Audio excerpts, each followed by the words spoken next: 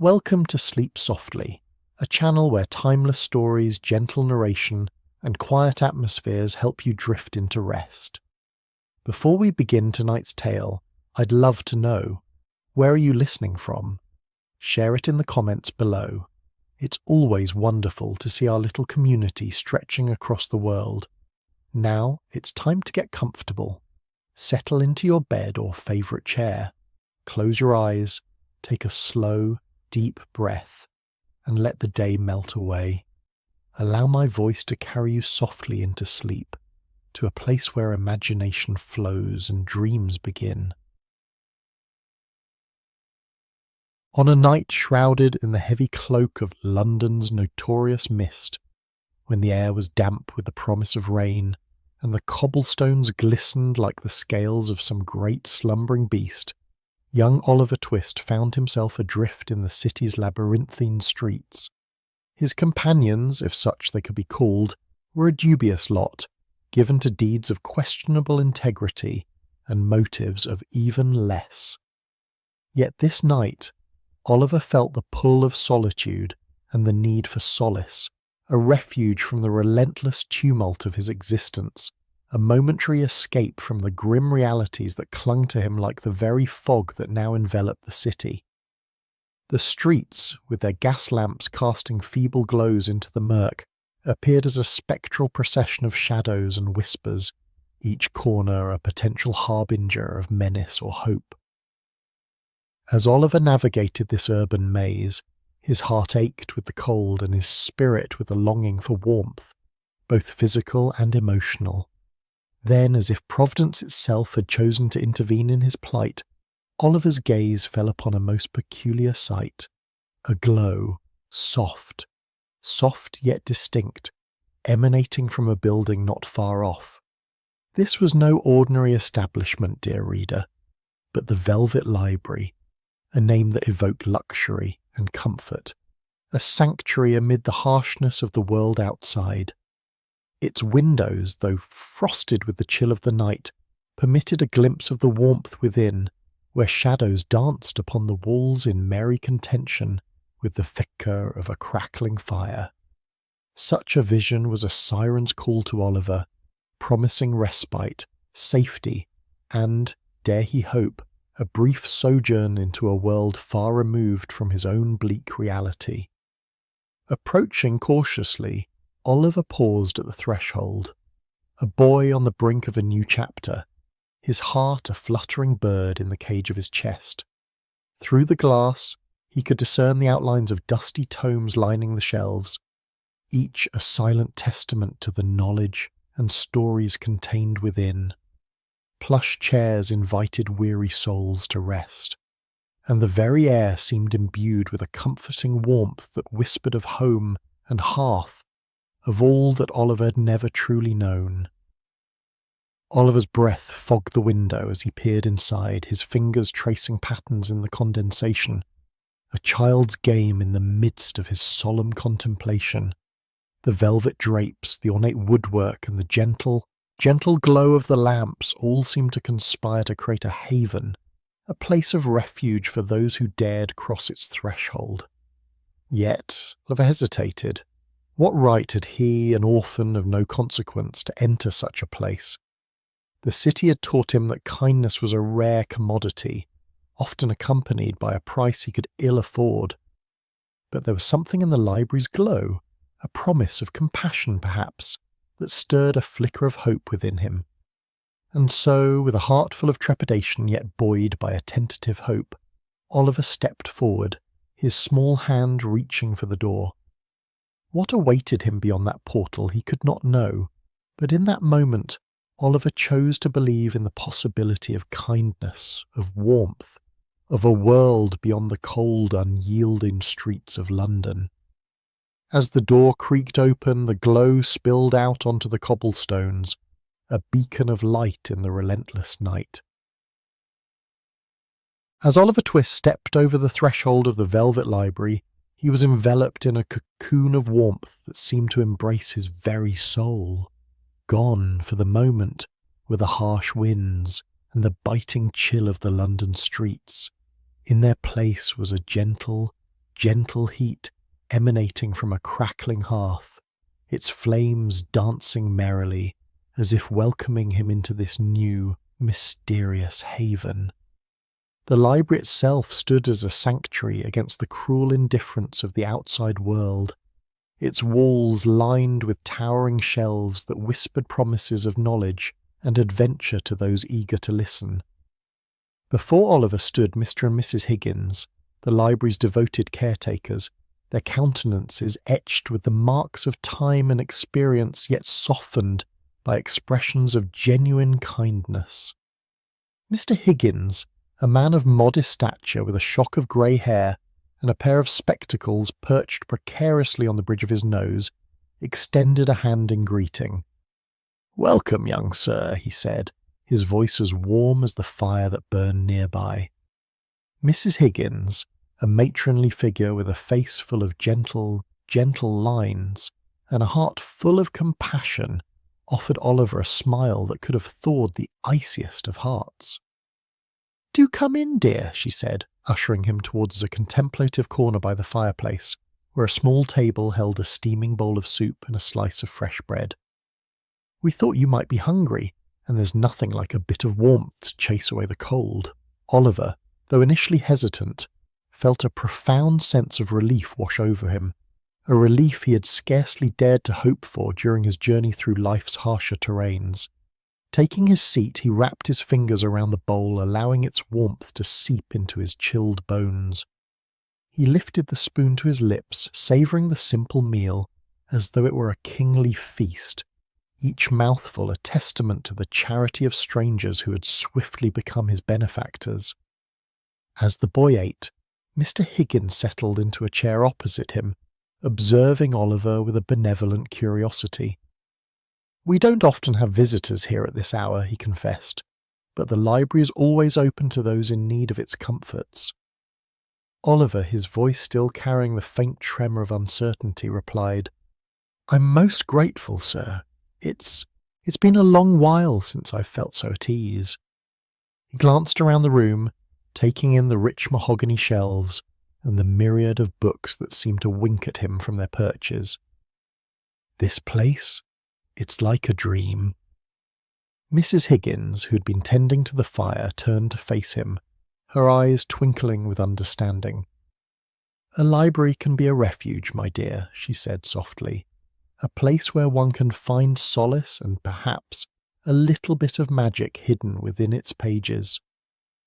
The warmth of the fire, combined with the kindness of the Higginses, wrapped around Oliver like a soft blanket, one now draped gently over his shoulders.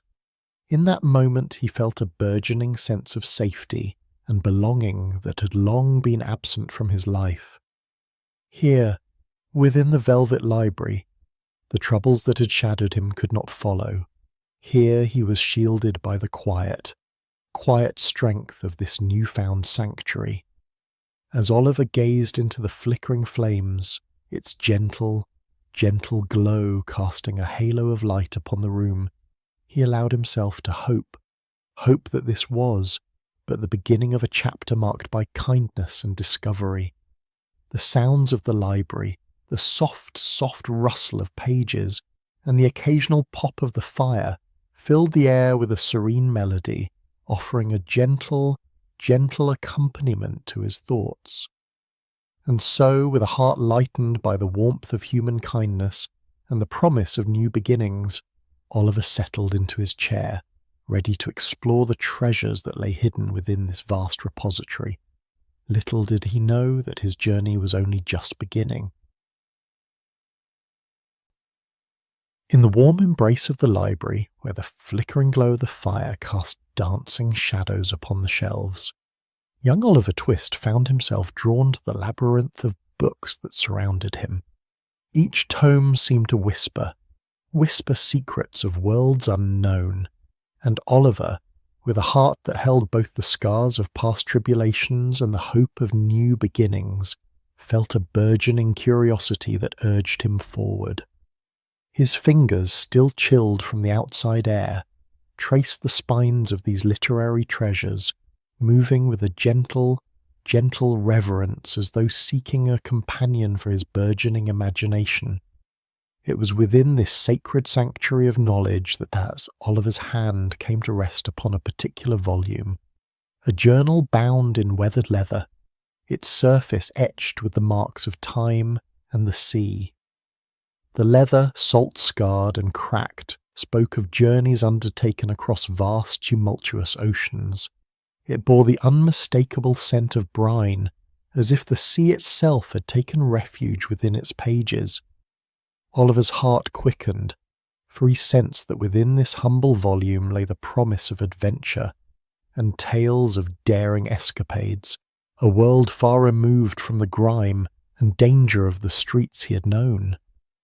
With a careful hand he lifted the journal from its resting place, feeling its weight, both literal and metaphorical, as if it were a key to unlock the mysteries of distant lands. As he opened it, the pages whispered softly, releasing an aroma reminiscent of the sea breeze, carrying with it the echoes of distant shores.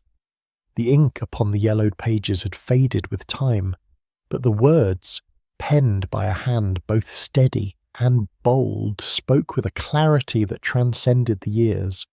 The first entries told of voyages across seas, both calm and tempestuous, of nights spent under a canopy of stars where the horizon seemed to blur with the heavens. The sea captain, whose identity remained a mystery, recounted his adventures with a vividness that painted pictures in Oliver's mind, of ships with billowing sails, their masts cutting through the sky as they braved the mighty ocean. Oliver's eyes widened, his imagination alight with visions of the vast uncharted waters and the promise of discovery that lay beyond the horizon. Ah, thought Oliver, his heart swelling with a newfound excitement, what a life it must be to sail upon the open sea, to behold the wonders of the world unfurling before one's eyes. The journal spoke of encounters with creatures of the deep, of storms that raged with a fury unmatched, and of moments of tranquillity when the sea lay still, a mirror reflecting the infinite sky. These tales, penned with a mixture of reverence and awe, seemed to transport Oliver into a realm of endless possibility. As he turned each page, Oliver felt a connection to the captain, a fellow traveller in search of freedom and adventure, a kindred spirit who had dared to chase dreams across the waters. He imagined himself aboard the ship, his hands gripping the sturdy railing as the wind whipped through his hair, and the salty spray kissed his cheeks. It was a world where danger and exhilaration walked hand in hand, offering a respite from the harsh realities of life on land. Thus, the journal became more than a mere collection of tales.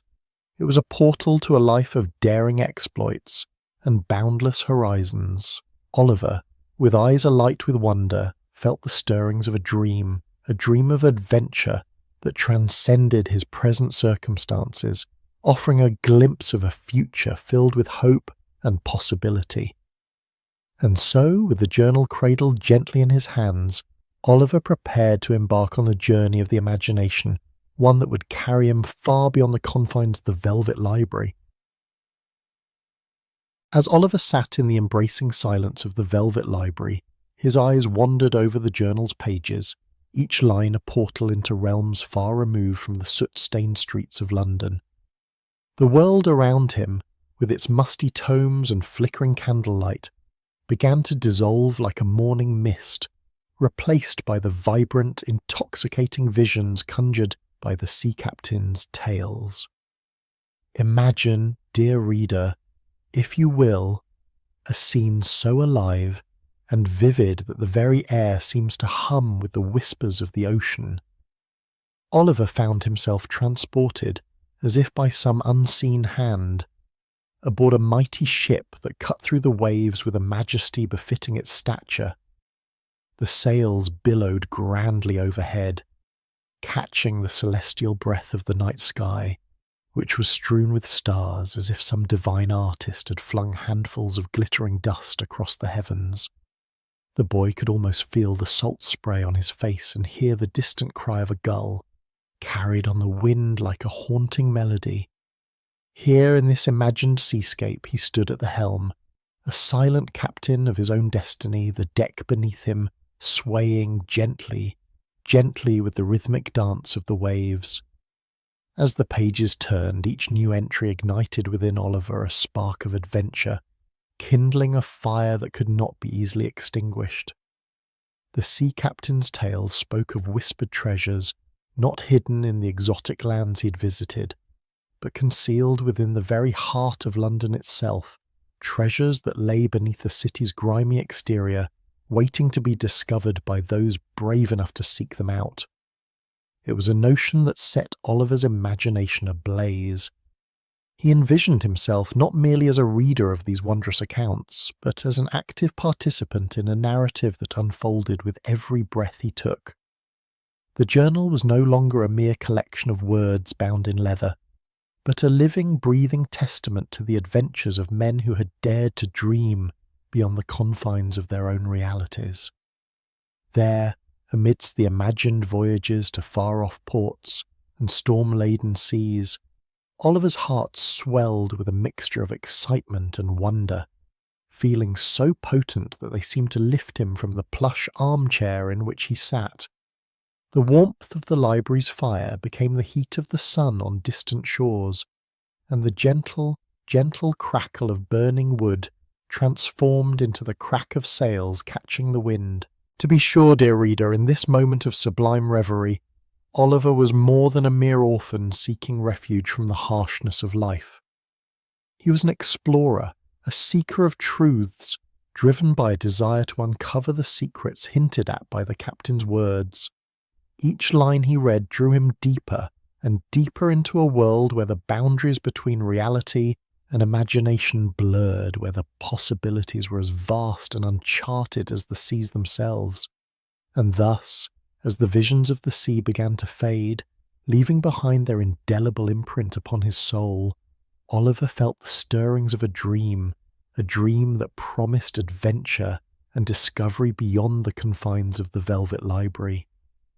But, reader, as with all dreams, this too was subject to the whims of fate, and soon the tranquillity of the library would be challenged by the unfolding of events yet to come.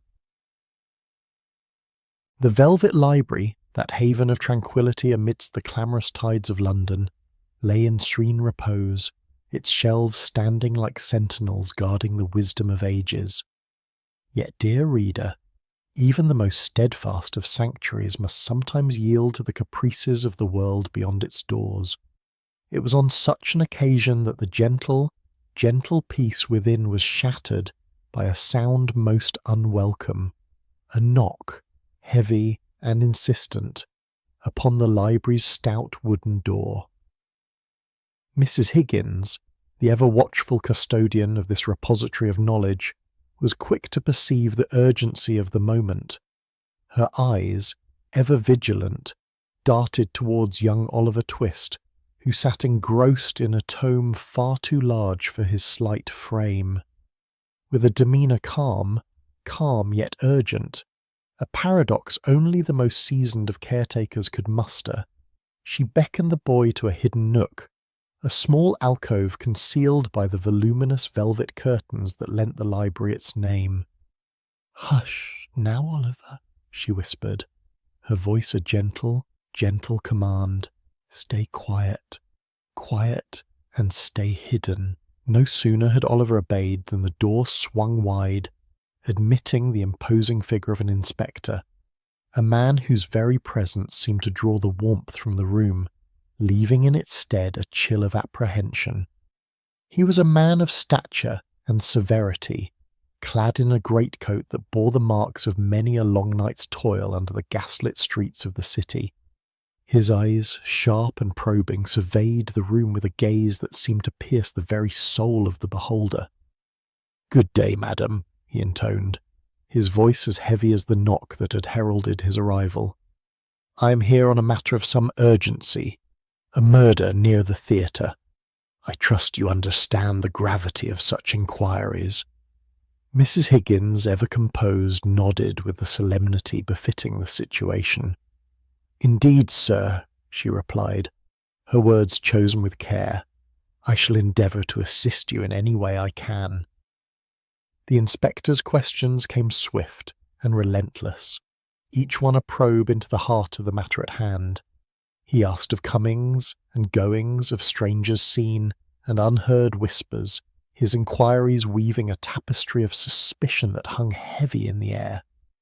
The library, once a bastion against the harsh realities of the outside world, now felt tense and uncertain, its shadows deepening with each word exchanged. From his concealed vantage, Oliver listened with rapt attention, his heart racing, each thud a drumbeat of potential peril. The inspector's voice, laden with authority, painted vivid pictures of the crime, and with every description Oliver's mind conjured images both fearsome and familiar. He clung to each word, aware that within them lay not just the key to the inspector's investigation, but perhaps a thread that connected him to the world he had left behind. As the inspector's inquiry unfolded, the atmosphere grew taut with anticipation, the weight of unspoken truths pressing down upon the room.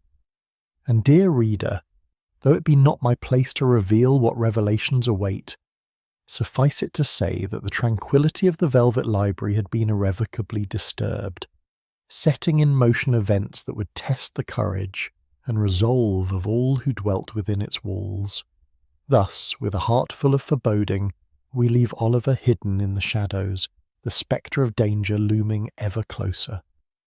In the hushed sanctum of the Velvet Library, where the quietude seemed an unassailable fortress against the world's clamour, young Oliver Twist found himself ensconced within the shadows of an anteroom, his presence concealed by the towering shelves that bore the weight of countless volumes. The library, with its deep mahogany and velvet drapery, bespoke a kind of opulence that seemed to mock the harsh realities of the streets beyond, where soot and despair clung to the very air. Yet despite its grandeur, a tremor of unease had rippled through this sanctuary, unsettling the peace that had reigned supreme.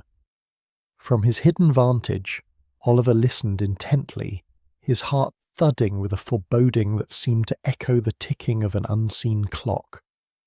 The voice of the inspector, authoritative and resonant, punctured the stillness, each word a meticulous brushstroke painting a portrait of menace. "The suspect," he intoned with the gravity of one accustomed to the weight of justice, "is a man known to us, Bill Sikes, a notorious figure, wanted not merely for theft, but for acts of such brutality that they defy the bounds of common villainy." At the mention of that dreaded name, Oliver felt as though a chill wind had swept through the room, its icy tendrils curling around his heart. Bill Sikes. The very syllables seemed to pulse with a malevolent energy, conjuring memories that he had hoped were buried with the past. The image of Sikes, his visage wrought in cruelty, his eyes burning with a savage light, rose unbidden in Oliver's mind, and with it, the spectre of fear he thought he had left behind. Dear reader, imagine, if you will, the plight of this young soul, whose life had been a tapestry of hardships, now thrust once more into the web of trepidation. As the inspector's voice continued, methodical and unyielding, Oliver's mind raced through a labyrinth of recollections, each more harrowing than the last. He remembered the oppressive grip of Sikes's hand, the cold, calculating malice that lurked behind his every action, and the night spent in terror of what might come.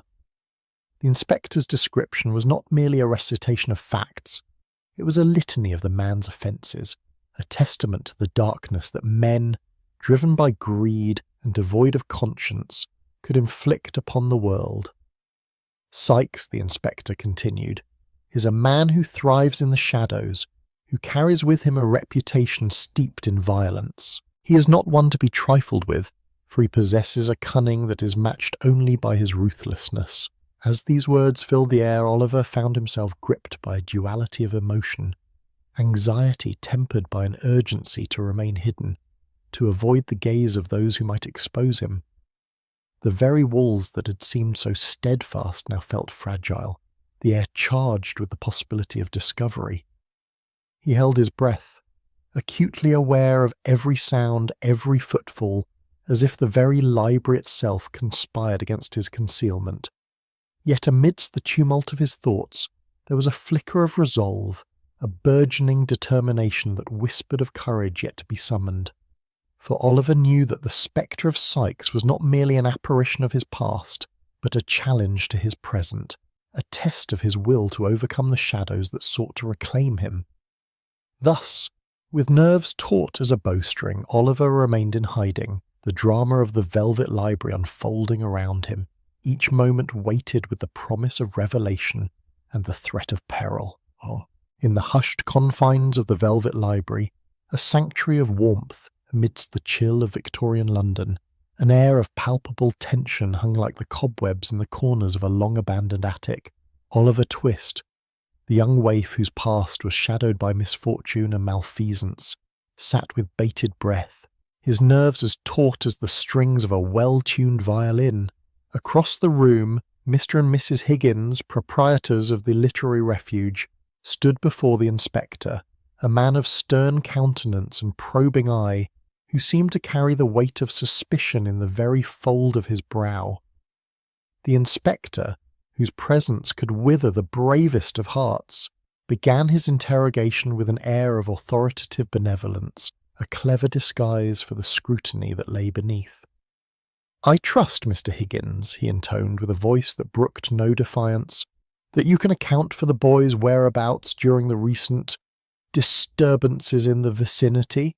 Mr. Higgins, a man of gentle demeanour, yet fortified by a backbone of quiet resolve, responded with a smile that bespoke calm assurance.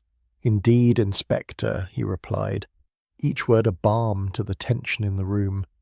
"Young Oliver has been in our care, assisting in the cataloguing of our more delicate tomes, a task requiring both diligence and trustworthiness, which I assure you he possesses in abundance."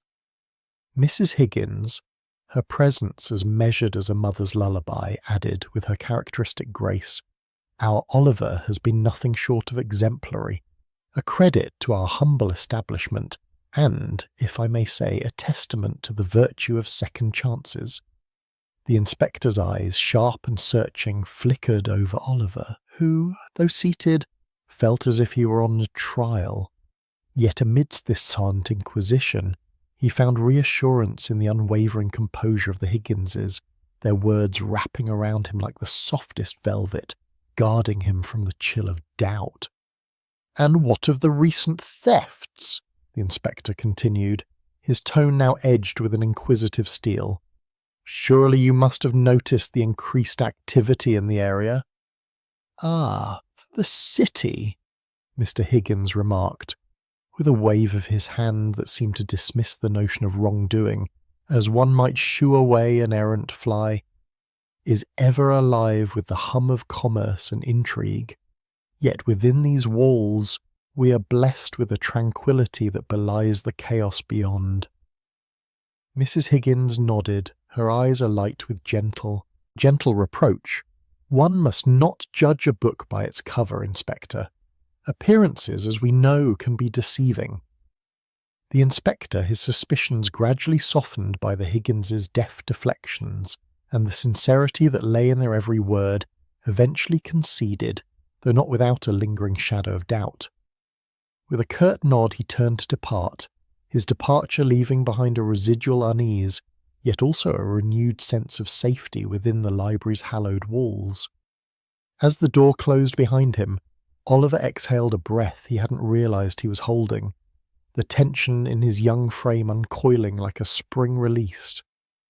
The Higginses, their expressions now softened by relief, turned to Oliver with a warmth that melted the remnants of fear clinging to the edges of his heart. "You needn't worry, dear boy," Mr. Higgins assured, his voice a comforting rumble. "For as long as you are with us, you are safe from the shadows that seek to reclaim you." Mrs. Higgins, placing a gentle hand on his shoulder, smiled. "We are your guardians now, Oliver. Together we shall weather whatever storms may come.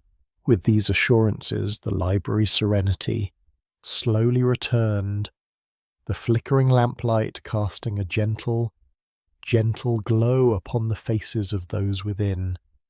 And though Oliver knew the spectre of danger had not vanished entirely, he found solace in the Higgins's steadfast presence, a beacon of hope in a world that often seemed shrouded in darkness. In the hushed confines of the Velvet Library, with the inspector's stern visage having departed, a curious tranquillity settled once more, as if the very walls breathed a sigh of relief. Oliver Twist, with a heart still fluttering from the recent events, turned his attention back to the sea captain's journal, its leather cover worn and familiar beneath his fingertips. The flickering lamplight danced across the pages, casting shadows that seemed to echo the adventures inscribed upon them, adventures that spoke of distant seas and dangers unknown to those who tread merely upon cobblestone streets.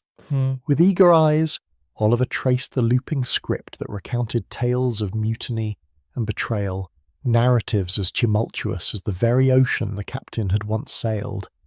Here was a tale of men driven to desperation and deceit, of trust shattered like fragile glass, of ambition that cut as sharply as any sailor's knife. Oliver read of the captain's struggle to maintain order amidst the chaos of a crew turned against him, each line a testament to the fragility of loyalty in the face of greed and fear. These words struck a chord within Oliver, for had not his own young life been a constant battle against treachery and despair? Yet amidst the captain's accounts of perfidious plots and storm-tossed voyages, a particular passage caught Oliver's eye, a cryptic clue that whispered of a treasure hidden away under the lion's gaze. These words, enigmatic and alluring, captured Oliver's imagination like a moth to a flame, suggesting mysteries that lay not just within the captain's world, but perhaps within Oliver's own London, a city where secrets were as plentiful as the fog that cloaked its streets. The notion of treasure, secreted away beneath the watchful eyes of a lion, stirred within Oliver a burgeoning sense of adventure, a hope for something beyond the drudgeries of his past.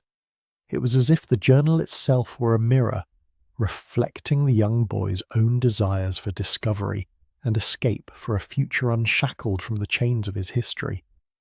The captain's daring narratives intertwined with Oliver's aspirations, blurring the lines between past and present, between fact and fancy.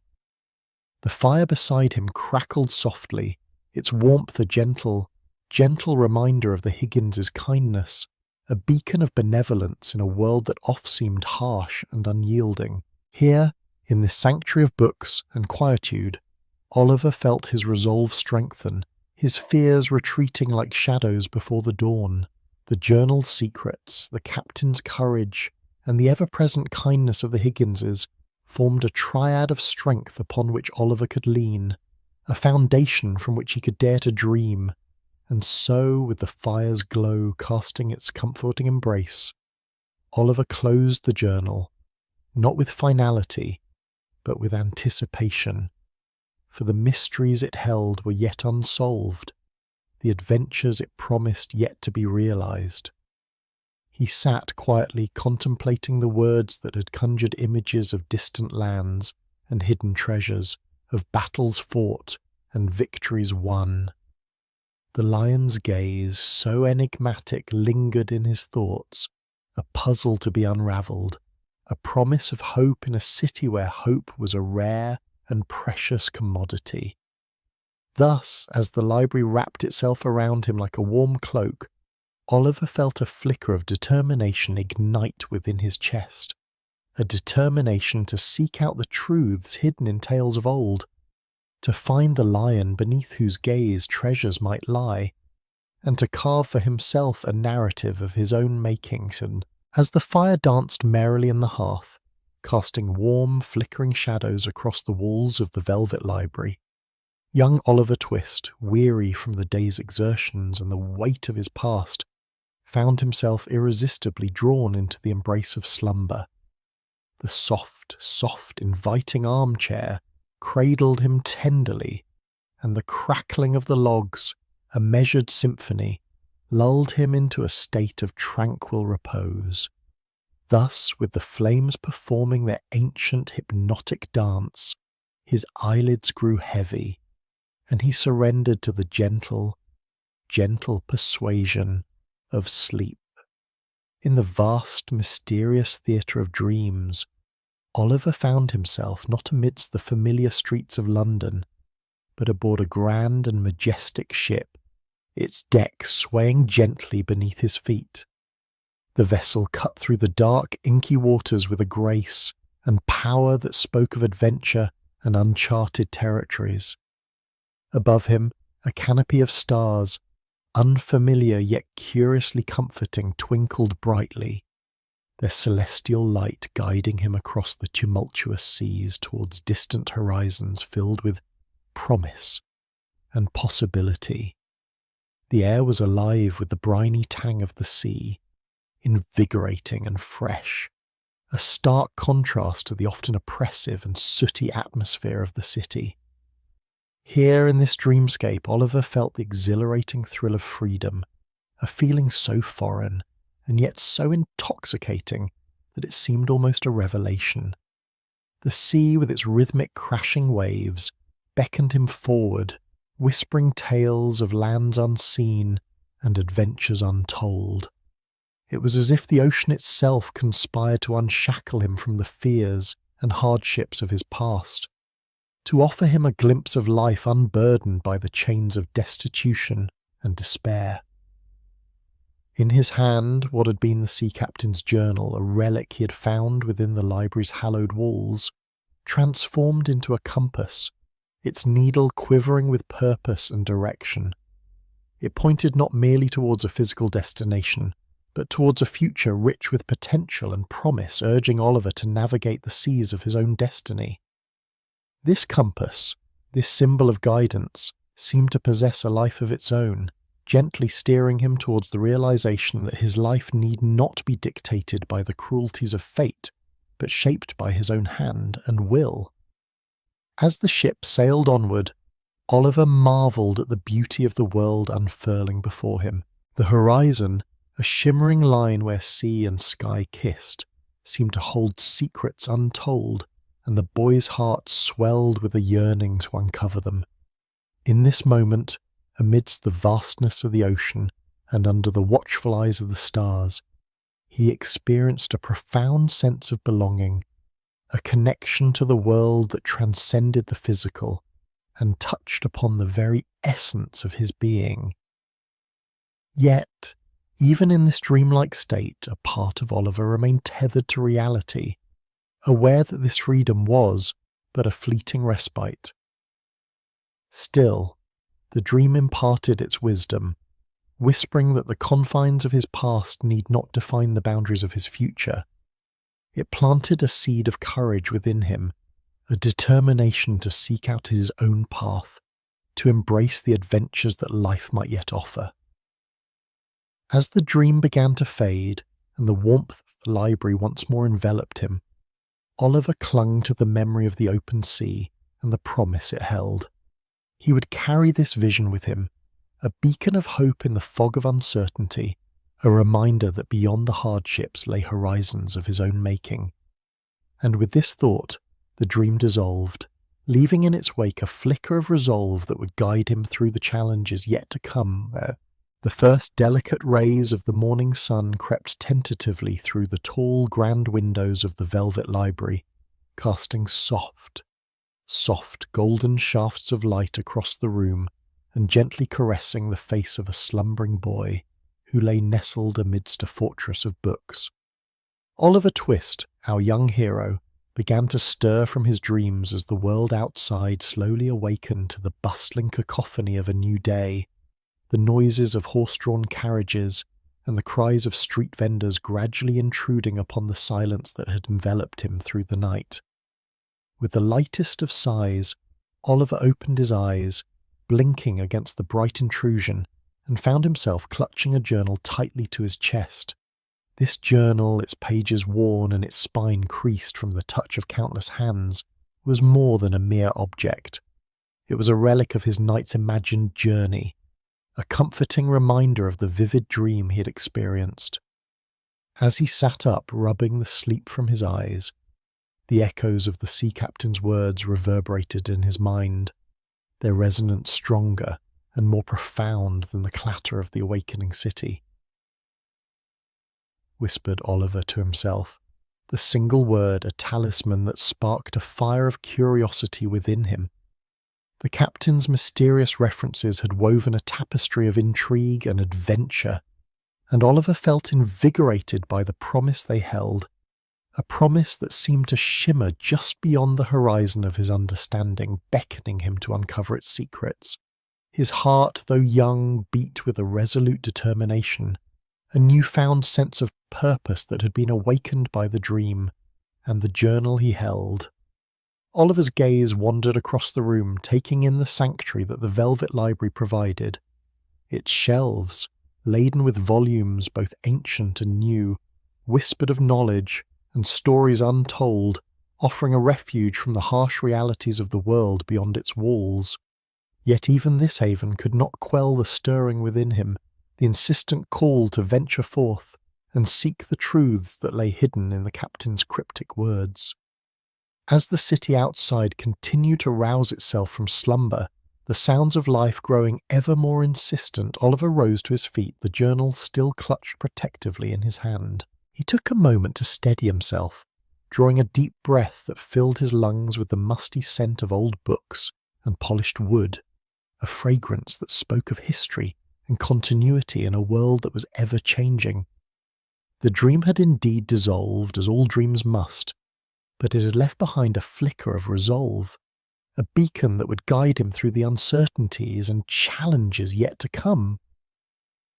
With one last lingering glance at the room that had cradled his rest, Oliver resolved to embrace the day and the adventures it promised. He knew deep in his heart that the treasure he sought was not merely of gold or jewels, but of knowledge and understanding, of discovering his place in the world. And so, with a heart brimming with hope and an inquisitive mind eager to learn, Oliver took his first steps towards the future that awaited him, each footfall echoing with purpose and possibility. And thus, dear reader, we leave our young protagonist on the brink of discovery, poised between the safety of the Velvet Library and the unknown that beckons beyond its doors. The air outside the Velvet Library was thick with the infamous London fog, that peculiar shroud which descends upon the city with a mind of its own, obscuring all, and sundry in a nebulous embrace. Oliver Twist, our young protagonist, stepped with trepidation into this swirling murk, each footfall resonating with a tentative caution. The fog, dear reader, was not merely a meteorological phenomenon, but a living, breathing entity that clung to the cobblestones and twisted around the gas lamps, rendering the familiar streets a labyrinth of uncertainty and shadow. Oliver's heart thumped with a mixture of excitement and apprehension, for he carried within his coat the captain's journal, a tome of secrets and revelations that had set his mind ablaze with curiosity. Yet, as he ventured further into the mist, the city seemed to whisper tales of its own, tales of mystery and trepidation that echoed in the distant clatter of a horse-drawn carriage, the hushed murmur of undine conversations, and the occasional clanging of a distant bell. But it was not long before a chill crept down Oliver's spine, unbidden and unwelcome, as he discerned a shadowy figure emerging from the fog ahead. This figure, though indistinct, bore a striking resemblance to one Bill Sykes, a name that evoked in Oliver memories of dread and danger, memories he had hoped to leave behind in the dark recesses of his past. The silhouette moved with a deliberate menace, its presence alone capable of sending shivers through the bravest of souls. Panic, swift and unrelenting, seized Oliver's heart. The familiarity of the figure, with its hunched shoulders and menacing gait, was unmistakable, triggering a primal urge to flee. In that moment, all thoughts of the journal and its mysteries were overshadowed by the instinct to survive. Without a second's hesitation, Oliver turned on his heels, his small form vanishing into the fog as he retraced his steps with a speed born of desperation. The mist, ever an ally to those in flight, swallowed his retreat, rendering him invisible to the ominous spectre that had loomed ahead. As he ran, the world around him was reduced to a blur of grey and shadow, the fog transforming the once bustling city into an ethereal realm of uncertainty. Oliver's breath came in ragged gasps, each intake of the cold, damp air a reminder of his vulnerability, his youth, and his fierce desire to escape the clutches of his past. Finally, after what felt like an eternity, the welcoming facade of the Velvet Library emerged from the gloom, its windows aglow with the warm, inviting light of sanctuary. Oliver stumbled up the steps, his heart pounding in his chest, and flung open the door, seeking refuge within the familiar embrace of the Higginses' care. Inside, the air was warm and comforting, a stark contrast to the chill outside. Oliver leaned against the door, breathless yet relieved, the library's tranquility a balm to his frayed nerves. Here he was safe. Here the shadows of his past could not reach him. As he composed himself, the resolve to uncover the journal's secrets burned brighter than ever, tempered now by the harsh reminder of the dangers that lurked beyond these walls. And so, dear reader, we leave our young hero in the comforting presence of his newfound sanctuary, poised to delve once more into the mysteries that awaited him, each page of the journal promising new discoveries and the prospect of a future unclouded by fear. In the dim tranquility of the Velvet Library, where the benign gloom was punctuated only by the occasional sputter of the gas lamps, young Oliver Twist found himself ensconced once more within the comforting embrace of the sea captain's journal. The leather-bound tome lay open before him, its pages yellowed by time, emitting the faint mustiness of adventure and enigma. There was, dear reader, a peculiar solace in the inked words that danced across these pages, a solace that momentarily assuaged the shadowy fears which had, not long ago, unsettled his youthful heart. As Oliver delved deeper into the captain's narratives, he was transported to the roiling seas, where clever stratagems and narrow escapes from ruthless pirates unfolded with all the vividness of a waking dream. The captain, a man of indomitable spirit and resourcefulness, recounted his exploits with a flair that captured the imagination and beckoned the reader to join him on his perilous quests. Each tale was a tapestry of cunning manoeuvres and daring flights where the threat of capture was ever present, yet the captain's wit served as an unerring compass steering him clear of danger. Yet it was not merely the thrilling escapades that captured Oliver's fancy. It was the cryptic symbols and notations that adorned the margins of the journal, like curious whispers from a forgotten past, that truly ignited his curiosity. These arcane scribbles suggested the existence of coded maps, perhaps leading to treasures or secrets concealed within the very heart of London itself. Oliver's mind, ever fertile and unbounded by the cynicism of age, began to whirl with possibilities, each more fantastical than the last. Could it be that the city, with its labyrinthine streets and shadowy corners, harboured hidden paths and untold treasures waiting to be unearthed by those with the courage to seek them? Musings of Beauvoir filled Oliver with a sense of wonder, a burgeoning purpose that was as intoxicating as it was intangible. The captain's cunning, once merely a source of admiration, now served as a beacon, a guiding light through the uncertainties that loomed beyond the library's walls. Oliver's eyes flitted across the pages, drinking in every detail, every flourish of the captain's pen, as if each word was a key to unlocking the mysteries that lay hidden in plain sight. In this place, this sanctuary of knowledge and quietude, the boy could momentarily cast aside the cares that burdened him, those persistent reminders of a world fraught with peril and poverty, and indulge in the fanciful dreams spun by the captain's tales.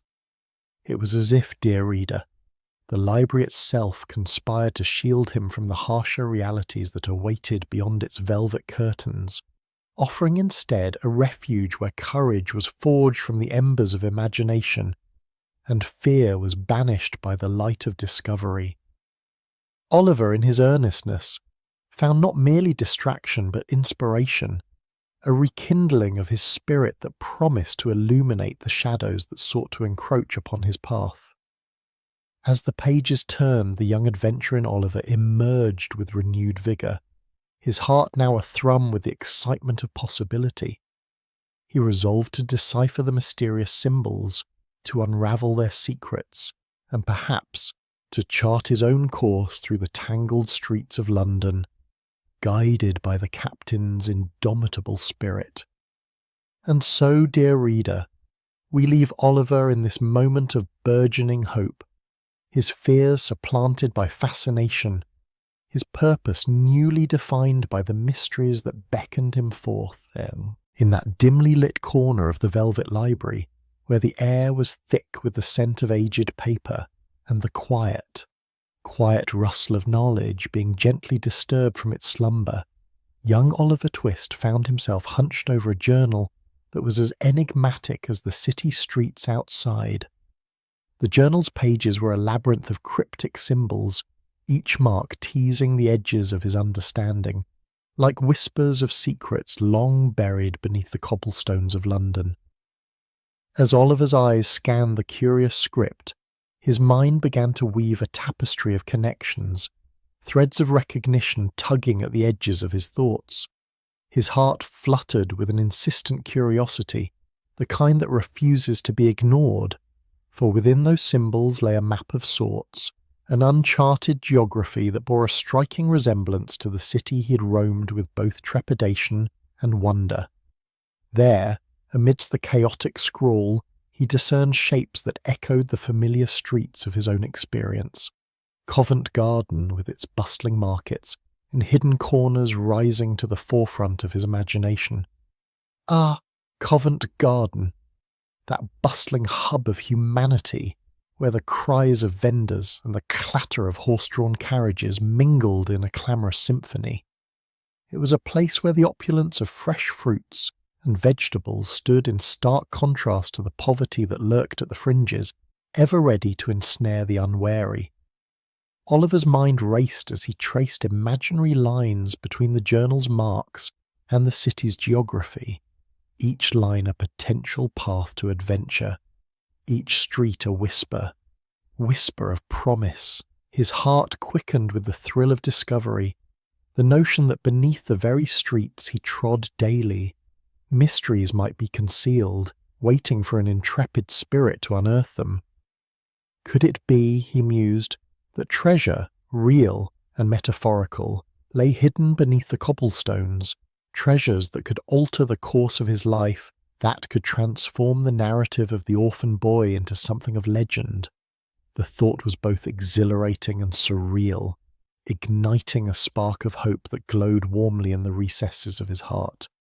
Dear reader, picture, if you will, the young lad consumed by this newfound purpose, his fears momentarily supplanted by a fascination that burned brightly, illuminating the shadows of his past. The captain's cryptic hints, once indecipherable, now resonated with the vibrancy of a living map, guiding Oliver through the tangled streets of London, a city that was at once a labyrinth and a refuge. The journal whispered of adventures yet to come, of secrets waiting to be unveiled by those with eyes to see and hearts to dare. And Oliver, with his humble origins and resilient spirit, was poised on the brink of such revelations.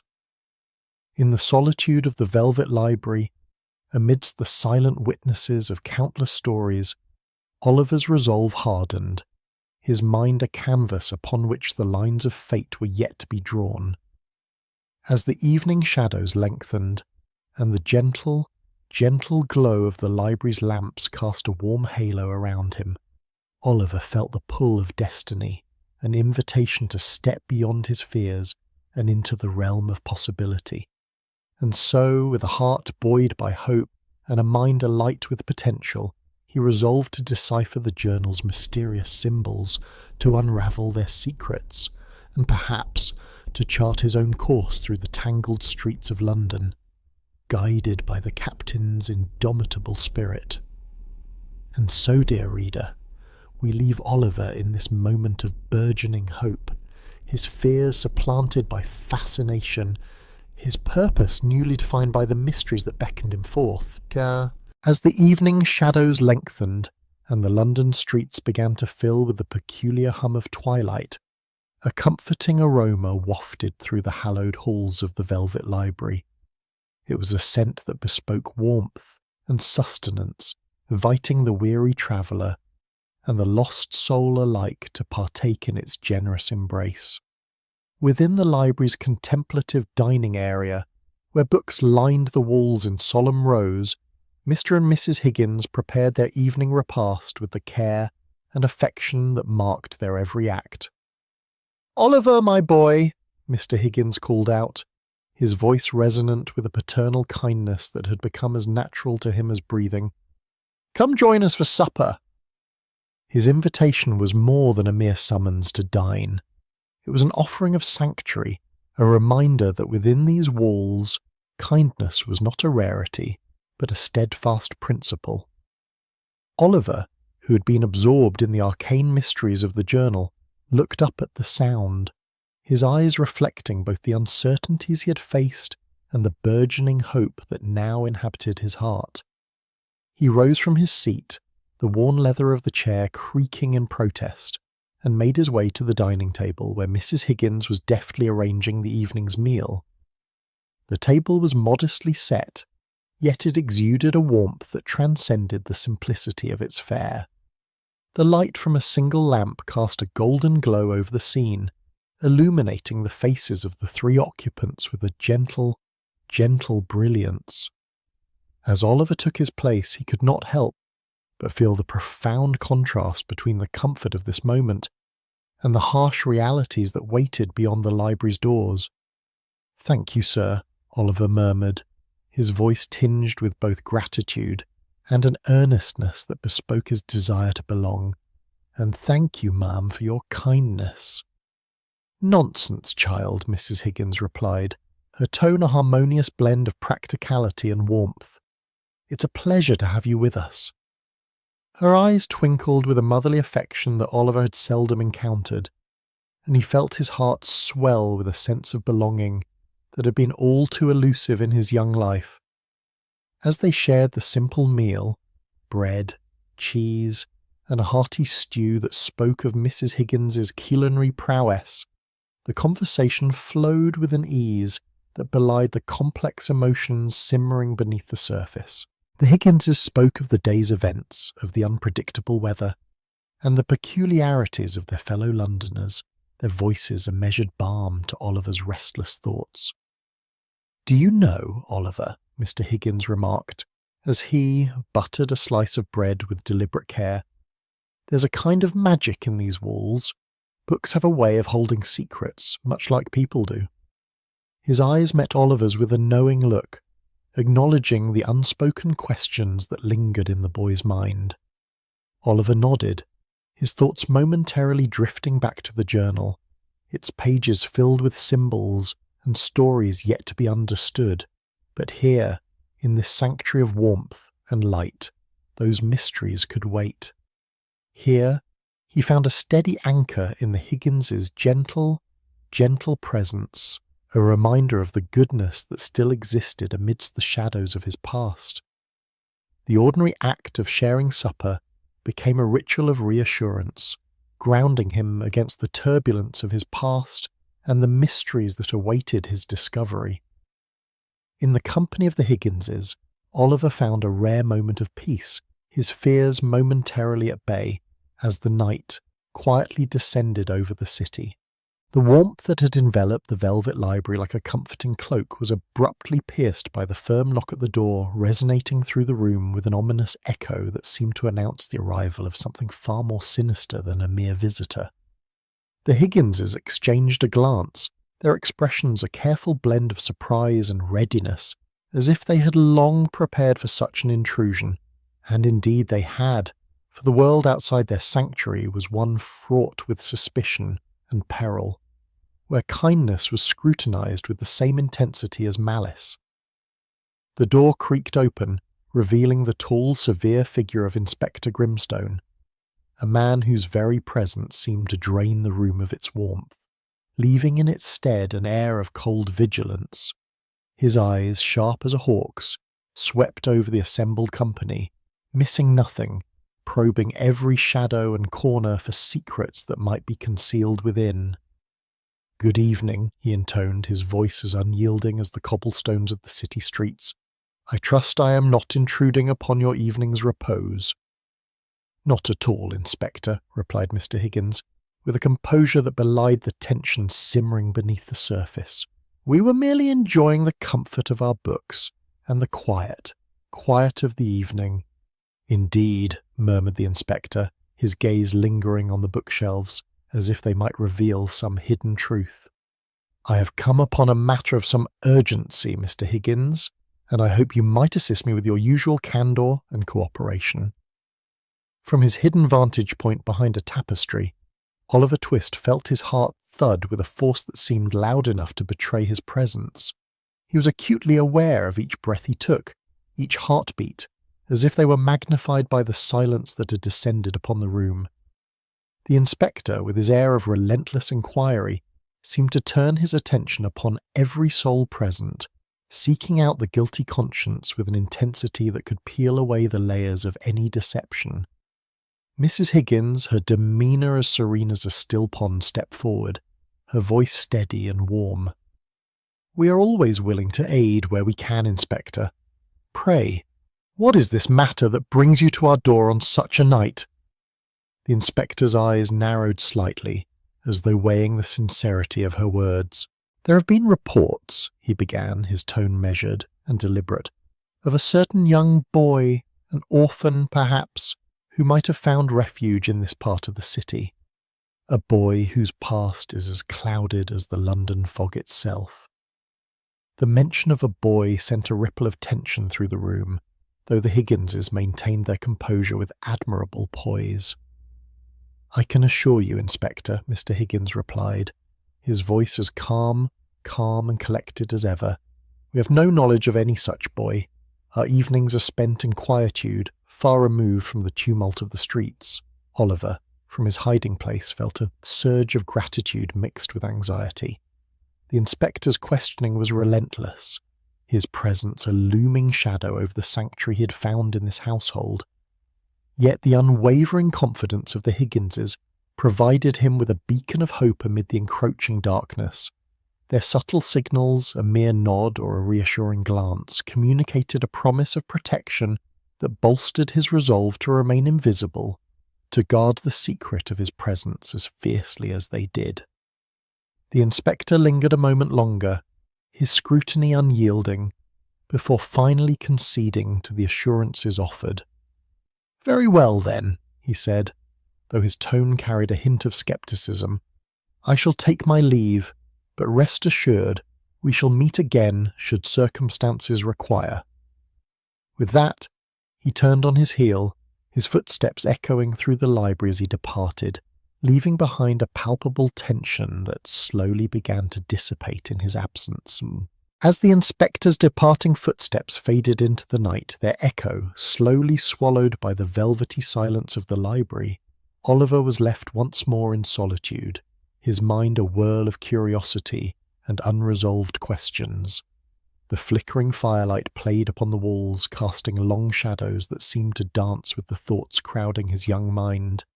His attention, drawn inexorably back to the captain's journal, was both a balm and a beacon, offering both distraction from the evening's tensions and a siren call to new mysteries yet to be unravelled. Seated in the well-worn armchair, its upholstery faded yet comfortable, Oliver turned the pages of the journal with care, as though each leaf held the fragile whispers of the past. His eyes fell upon a fresh entry, its words penned with a hand both steady and resolute. The passage spoke of a treasure, a tantalizing reference to riches hidden beneath stone lions, a phrase that seemed to leap from the page with the vigour of a living thing, igniting a spark of imagination in Oliver's heart. For those acquainted with the city's grand landmarks, the mention of stone lions could only conjure images of the magnificent beasts that guarded Trafalgar Square with their dignified repose. Oliver, his thoughts a tapestry woven with the colourful threads of childhood adventures and the wisdom of lessons hard learned, was no stranger to these lions. He had often wandered through the square, weaving between the legs of these noble creatures, his mind alive with tales of valour and history. Now, the journal's cryptic mention seemed to merge with those memories, transforming the familiar into the fantastical. "Stone lions," he whispered to himself, as though testing the weight of the words upon his tongue. What secrets might they keep? His voice, though quiet, carried a note of eager anticipation, a melody that sang of exploration and discovery. The prospect of uncovering a hidden treasure, buried beneath the very cobblestones trodden by countless feet, was both thrilling and daunting, a conundrum that beckoned with the allure of the unknown. It is a curious thing, dear reader, how the imagination of youth can so readily bridge the chasm between the mundane and the extraordinary. Oliver, with his spirit undaunted by past tribulations, felt a stirring of kinship with the captain, whose adventurous spirit seemed to speak to him through the pages of the time-worn journal. He could almost hear the captain's voice, filled with the fervour of discovery, urging him onward. Yet amidst this burgeoning resolve, there was a pause, a moment of contemplation, for with every adventure comes risk, and every treasure has its price. Oliver pondered the implications of his newfound quest, the potential dangers that might lie hidden beneath the surface of his ambitions, but the fire within him, kindled by the captain's words, refused to be extinguished by mere caution. What lies beneath the city's stones? He mused aloud, the question hanging in the air like the tendrils of smoke curling from the hearth. His heart, buoyed by the promise of adventure, beat with a rhythm that spoke of determination and courage. Thus resolved, Oliver returned the journal to its resting place, the promise of another day stretching before him like a path lit by the first light of dawn. The mystery of the stone lions awaited, and with it the potential for discovery that could change the course of his life. With a final glance at the fire now reduced to embers, Oliver rose from his seat, his mind set on the journey that lay ahead. As he turned away, the shadows of the library seemed to whisper their own encouragement, urging him to pursue the destiny that awaited beneath the city's watchful stone guardians. Oliver Twist, with a heart buoyed by the tantalizing whispers of adventure promised within the captain's journal, found himself drawn inexorably toward the storied expanse of Trafalgar Square. The day, though yet young, was already shrouded in the ubiquitous veil of London fog, that most persistent of urban spectres, which clung to the city streets like an old familiar sorrow. As Oliver approached the square, the fog seemed to part reluctantly, revealing the grand tableau with its towering column and the stone lions that lay in eternal vigilance at its base. These imposing beasts, wrought with such artistry from cold, unyielding stone, captured Oliver's imagination entirely. He paused, his breath visible in the chill air, his eyes tracing the firm lines of the lions' majestic forms. There was something in their steadfast gaze, something that spoke to the courage and resilience that London demanded of its inhabitants. It was as if these guardians of the square were privy to secrets of the city, secrets that Oliver, with his newfound resolve, was determined to uncover. Ah, to be as bold and unyielding as these lions, Oliver mused aloud, his voice swallowed by the ambient murmur of the city, its bustling crowds and clattering carriages, each sound a reminder that life with all its peril and possibility continued unabated around him. Yet within this cacophony, a sense of quietude enveloped him as he stood before the statues, pondering the clues hinted at within the journal. The journal's cryptic allusions had led him here, to this very square, and though the clues were as fog-bound as the city itself, Oliver felt a peculiar kinship with these noble statues. Their silent stoicism mirrored his own determination to unravel the mystery that lay ahead. The lions, though mute, seemed to offer their encouragement, their stone eyes speaking volumes to the boy who dared to dream beyond the confines of his humble beginnings. However, Oliver's spirit, buoyant as it was, could not entirely shake the pervasive sense of trepidation that settled around him like the fog. The city, with its labyrinthine streets and shadowed alleys, held dangers both seen and unseen.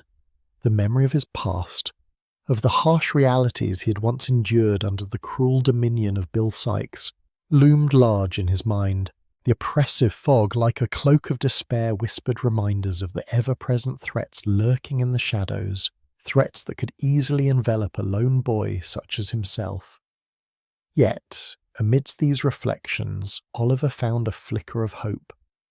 The Velvet Library, his sanctuary, stood as a bastion of safety and learning, a refuge from the city's many perils. And though the journey before him was fraught with uncertainty, the knowledge that he was not entirely alone in his quest lent him strength. The Higginses, with their kindness and wisdom, had given him more than just shelter. They had bestowed upon him the courage to seek out his own destiny.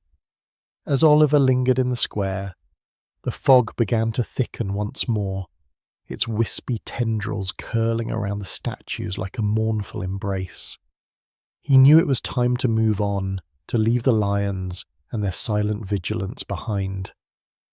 With one last lingering glance at the noble creatures, he turned his steps toward the path that would lead him away from Trafalgar Square, his heart a medley of awe and trepidation, yet resolute in its purpose.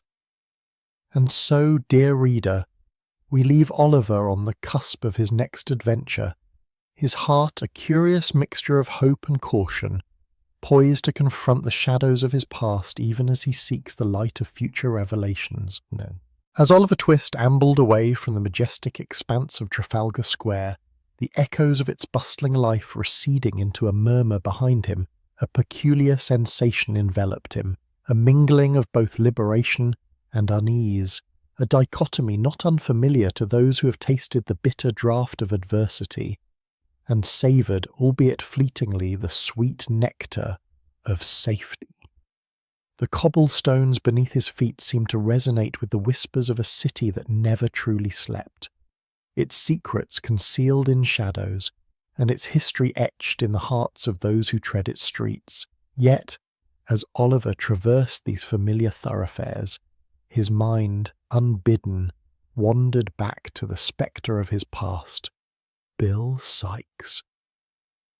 Bill Sikes. The very name conjured in Oliver's mind a tapestry of fearsome memories, woven with the threads of dread and subjugation. Sikes, with his menacing glare and gruff voice, had been more than a mere presence. He was a force, a tempest, whose very existence cast a pall of terror over the young boy's life. Oliver recalled with vivid clarity the oppressive atmosphere of the dingy quarters they had once inhabited, where the air was thick with the acrid scent of neglect, and every creak of the floorboards seemed to whisper tales of woe and want. Under Sikes's tyrannical thumb, Oliver had learned the cruel lessons of the streets, where compassion was a rarity and trust was a luxury few could afford. The city, which had moments ago appeared a vast landscape of possibility, now seemed fraught with the peril. Each shadow harboured the potential for harm, each passer-by a possible agent of treachery. Oliver's heart quickened its pace, thundering in his chest with the fervour of a cornered animal. It was as if the very spirit of Sikes, unrepentant and relentless, hovered just beyond the edge of his vision, lurking in the recesses of alleys, concealed in the recesses of his mind. The familiar sensation of dread began to coil around him, tightening its grip with each step he took away from the square's relative safety. Yet amidst this tempest of anxiety, Oliver clung to a singular beacon of hope, his newfound sanctuary within the comforting embrace of the Velvet Library, the home of the benevolent Higgins family. It was there that he had discovered a refuge from the storms of his past, a place where kindness was not a currency to be bartered, but a gift freely given. The warmth of its hearth and the gentle rustle of its pages had, for the first time, offered Oliver a glimpse of a world where safety was not an illusion, but a tangible reality. As he continued his journey through the labyrinthine streets of London, Oliver's thoughts oscillated between the chilling memories of Sikes and the reassuring presence of the Higginses, their juxtaposition a testament to the dual nature of his young life. The city, with its towering edifices and labyrinthine lanes, mirrored the complexity of Oliver's own experiences, a tapestry of light and shadow, of fear and hope. And so, dear reader, as Oliver navigated the intricate web of London's streets, his heart a curious amalgam of trepidation and resolve, he endeavoured to reconcile the ghosts of his past with the promises of his future. The city's whispers grew louder, its shadows danced more fervently, and the path ahead, though fraught with uncertainty, held the promise of adventures yet to be unveiled. The Velvet Library, a sanctuary of warmth and wisdom amidst the often relentless chill of Victorian London, stood as a bastion against the encroaching shadows of the city. Within its inviting walls, the flickering glow of the hearth played upon the polished spines of countless volumes, creating a tapestry of stories eager to be discovered. It was here, in this haven of knowledge, that young Oliver Twist found himself once more, drawn by the promise of discovery and the allure of mysteries yet unsolved. As the library clock chimed softly in the background, marking the passage of another hour, a subtle commotion at the entrance caught Oliver's attention. The door swung open with a creak, allowing a gust of brisk air to intrude upon the contemplative warmth. A stranger stepped inside, his appearance as nondescript as the fog that often cloaked the city's streets. He was clad in a long, weather-beaten coat, its edges frayed and stained with the marks of many a journey. His eyes, sharp and calculating, surveyed the room with an air of cautious purpose. The stranger approached the desk, where the librarian, a kindly old gentleman with spectacles perched precariously on the end of his nose, greeted him with a nod. "Good day to you, sir," the librarian intoned with a voice that carried the weight of many years spent in the company of books. "Might I be of assistance?" The mysterious visitor produced a parcel wrapped in brown paper and tied with string from beneath his coat. He placed it upon the desk with a deliberate care that suggested the contents were of no ordinary nature. "A delivery," he murmured, his voice low and gravelly, "of some importance." Oliver, ever watchful and curious, edged closer, his heart quickening with intrigue. The parcel was unwrapped with an air of reverence, and revealed a stack of nautical charts, their edges worn and their surfaces inscribed with a myriad of lines and symbols that spoke of distant seas and uncharted territories.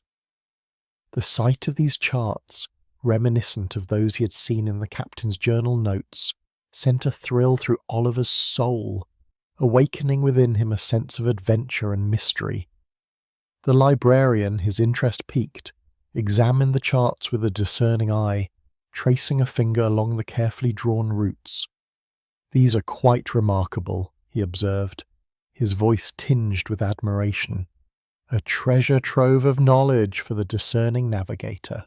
Oliver, unable to contain his curiosity, leaned in closer, his eyes wide with wonder. "Sir," he ventured, addressing the stranger with a respectful nod. "From whence do these charts originate?" The stranger regarded Oliver with a bemused expression, a faint smile playing at the corners of his lips.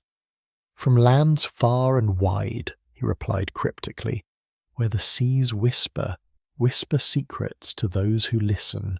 The arrival of the charts, with their promise of hidden truths and distant lands, set Oliver's imagination alight. He envisioned himself aboard a vessel sailing the vast expanse of the ocean, uncovering the stories each chart held within its folds. This unexpected delivery, he realized, was a key to unlocking the mysteries that surrounded him, a step towards understanding the captain's enigmatic past. As the stranger took his leave, the door closing softly behind him, Oliver felt a surge of determination swell within his breast. The charts had added a new layer to the puzzle, and with it, the resolve to delve deeper into the enigma that fate had placed before him. He turned back to the librarian, a newfound resolve evident in his gaze. "I wish to learn more," he declared, "to understand what these charts might reveal." And so, dear reader, in the haven of the Velvet Library, amidst the crackle of fire and the whisper of turning pages, Oliver's journey took another step forward into the unknown, his heart a flame of curiosity and courage, undaunted by the shadows that lay in wait. In the heart of the Velvet Library, where the shadows of evening crept silently across the polished wood, and the gentle flicker of firelight played like ghosts upon the walls, Oliver Twist found himself seated in a contemplative corner, his young mind a tumult of thoughts and emotions. As he pondered over the mysteries and knowledge that lay concealed within the ancient tomes of this sanctuary from the world's harshness, Mrs. Higgins, the kindly librarian with a heart as warm as the hearth, noticed his visible unrest.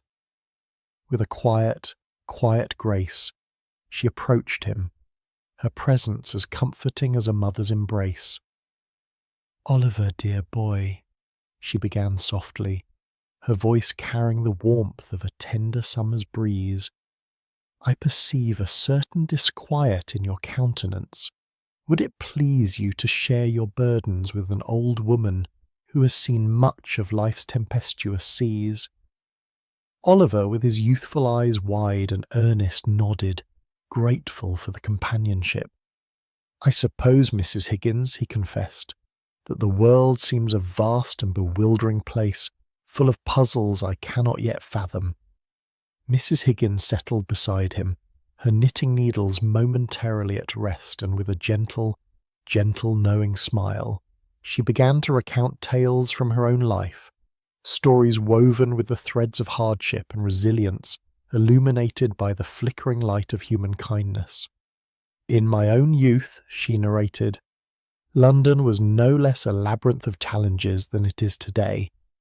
I came from a family of modest means, and when circumstances demanded, I found myself working as a seamstress in the bustling streets near Covent Garden." Her voice, steady and melodic, painted vivid pictures of days long past.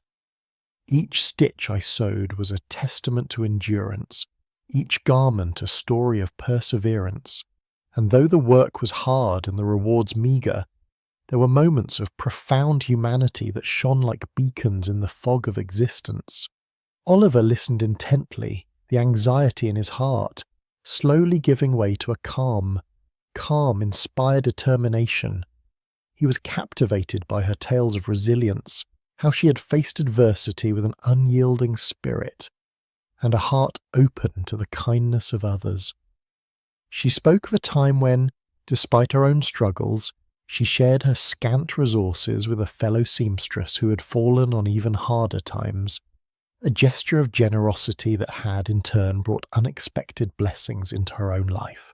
"You see, dear Oliver," Mrs. Higgins continued, "it is in the moments when we extend our hand to others, when we rise above our own trials to offer comfort and aid, that we find true strength.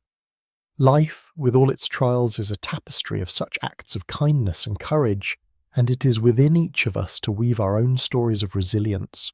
Her words, imbued with wisdom, born of experience, took root in Oliver's heart.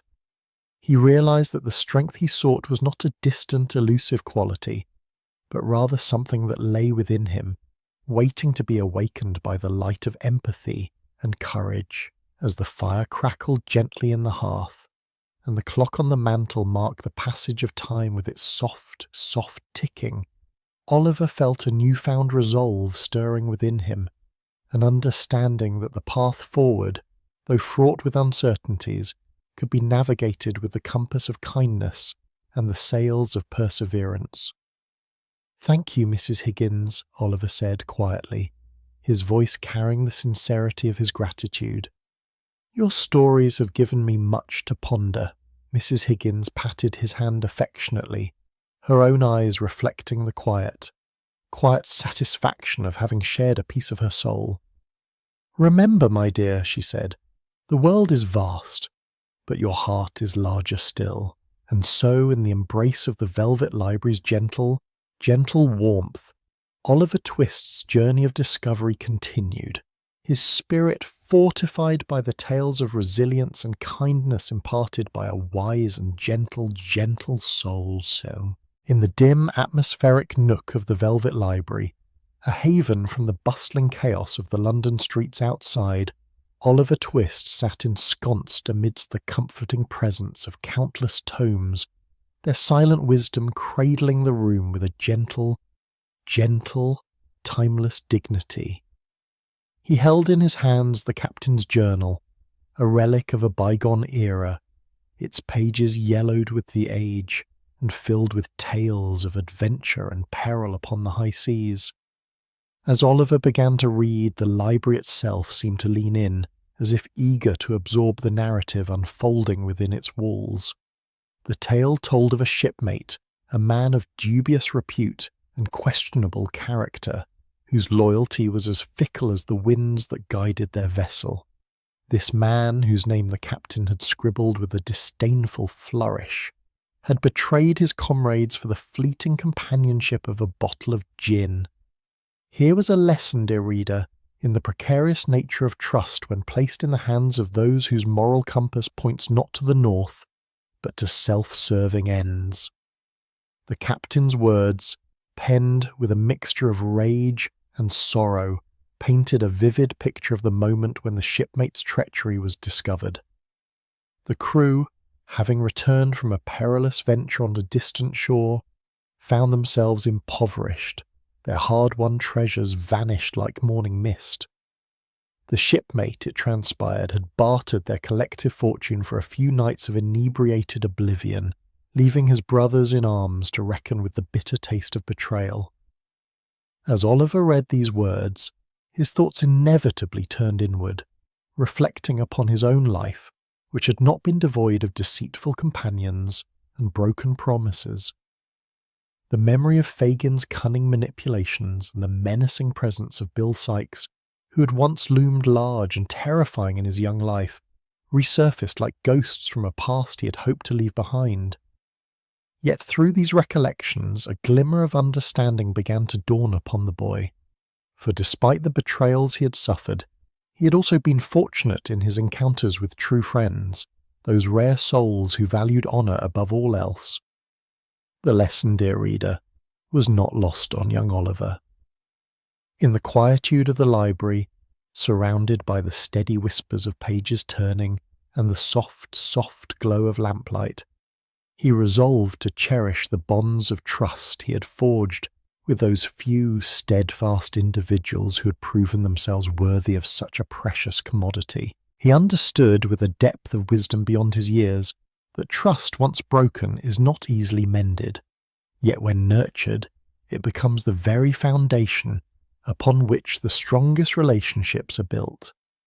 Thus, with a firm determination kindled in his heart, Oliver closed the journal, the echoes of betrayal still resonating within him, but now tempered by a burgeoning resolve to guard his trust more wisely, to discern with care those who would walk beside him on his journey. He stood stretching his limbs and cast one last thoughtful glance at the captain's journal, a silent promise forming in his mind to learn from the past, yet not be shackled by it. And so, with a quiet dignity, Oliver Twist emerged from his sanctuary within the Velvet Library, stepping back into the world with a clearer vision of the values that would guide him forward. The sun, though struggling valiantly to pierce the dense shroud of fog enveloping the streets of London, cast a pale, wan light upon the bustling thoroughfares, where the clatter of horse-drawn carriages and the incessant clamour of eager vendors created a symphony of urban life.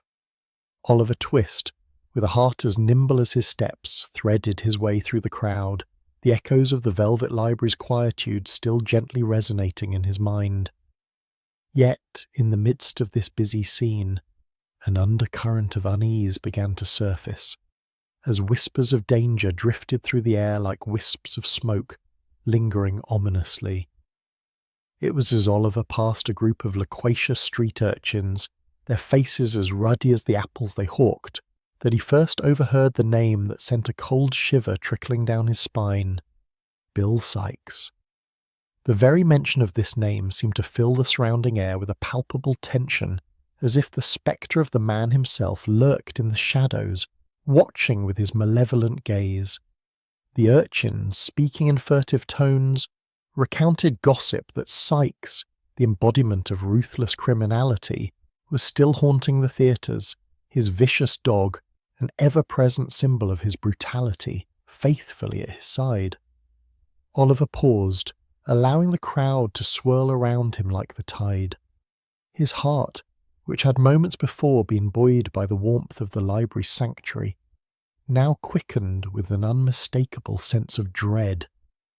He listened intently, his fingers unconsciously tightening around the fabric of his coat, as if seeking some semblance of comfort.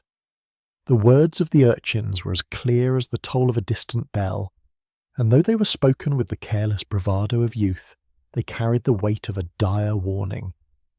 "Sikes!" one boy whispered, his voice carrying an air of admiration mixed with fear. "He's been seen near the Lyceum, bold as brass, ain't he? And that beast of a dog with him, like always." "Aye," another replied, nodding sagely. "They say he's looking for something, or someone." Oliver's pulse quickened, the warmth of his earlier resolve now giving way to a chill that seeped through his bones. The memory of Sikes with his menacing presence and calculating cruelty loomed large in Oliver's mind, a reminder of the ever-present danger that shadowed not only him, but the Higginses as well.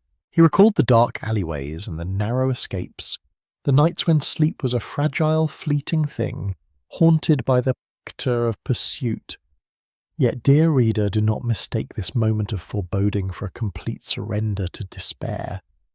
For in Oliver's heart there lay a flicker of determination, a resolve to protect those he loved, nurtured by the kindness and decency he had found in the Velvet Library and the companionship of the Higgins family. He knew that the path to safety was fraught with peril, but he also knew that he was not alone in this journey. As the crowd continued its relentless march, Oliver resumed his walk, his thoughts now a maelstrom of concern and strategy.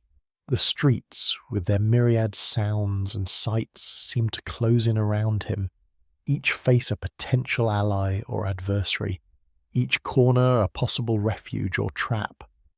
He moved with purpose, his mind racing to devise a plan, to anticipate the next move in this dangerous game of cat and mouse. And so, with a heart heavy yet resolute, Oliver Twist pressed onward into the fog-shrouded city, where every shadow held a secret and every whisper carried the weight of truth. In the dim-lit recesses of Oliver Twist's mind, as he lay his head upon the humble pillow in the Velvet Library, there unfolded a vision so vivid and curious that it seemed to blur the delicate line between the real and the fantastical. A dreamscape emerged, where the cobblestones of London's ancient streets glistened with an ethereal luminescence, casting a soft, beckoning glow beneath the boy's tentative steps. This radiant path, like a river of light, snaked its way through the labyrinthine alleys and thoroughfares, whispering secrets of untold riches hidden beneath the city's weathered surface. Oliver, innocent and hopeful, felt his heart swell with a burgeoning sense of possibility, as if the very ground beneath him held the keys to his future, a promise of security and belonging that had long eluded him. He wandered along this remarkable avenue, his eyes wide with wonder, and his small hands reaching out to touch the treasure that seemed to pulse with life beneath the stones. The air around him was filled with a symphony of distant echoes, the city speaking in hushed tones of its mysteries and its past, urging him onward with an urgency that quickened his pace.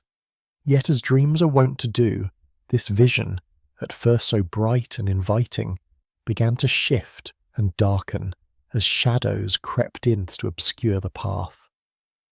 Oliver's heart, so recently buoyed by hope, now felt the chill of apprehension as the figure of Bill Sikes, grim and menacing, loomed into view. The man's coarse features were etched with the harsh lines of cruelty and greed, his eyes glinting with a malice that seemed to pierce through the very fabric of the dream. It was a visage that promised no kindness, only danger and despair. "Oliver," Sykes's voice reverberated through the dream, a growl that echoed off the cobbles and sent shivers down the boy's spine. "You think the city's treasure is yours for the taking, boy? It's a fool's errand, and you're nothing but a pawn in a game you cannot hope to understand."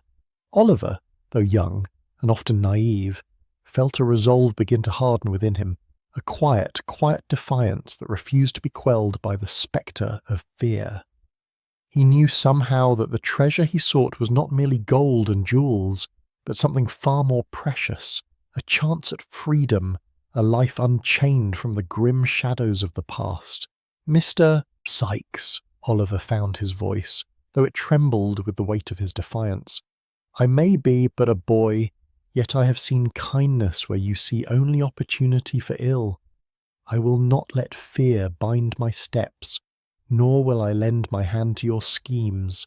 Thus spoke Oliver Twist, his words rippling through the dream like a pebble cast into a pond, sending waves of courage that pushed back against the encroaching darkness. The vision twisted and turned, the lines between reality and imagination blurring until all was a swirl of colours and sensations, leaving Oliver with a sense of urgency that clung to him like a second skin. He woke with a start, the remnants of the dream lingering in his mind like the fading notes of a distant melody, a reminder of the path he must tread and the dangers he must face. The urgency was palpable, a call to action that resonated deeply within his heart, a heart that beat with the fervour of one who had glimpsed the possibility of a brighter future. And thus Oliver Twist, with determination renewed and a spirit undaunted, vowed to seek out the treasure that lay hidden beneath the cobbles of London, not of riches, but of hope and redemption. In the dimly lit enclave of the Velvet Library, the air was rich with the scent of aged parchment and the gentle whispers of history. Oliver Twist, that resilient young soul, sat at a heavy oak table, his eyes fixed upon the final words inscribed in the captain's journal. The room, with its towering shelves and velvet-lined walls, seemed to embrace him in a tender, almost conspiratorial hush, as if aware of the gravity of the moment. The candle's flicker cast long, dancing shadows, and Oliver, in that precious solitude, read aloud the captain's last advice, his voice a quiet murmur in the vast silence.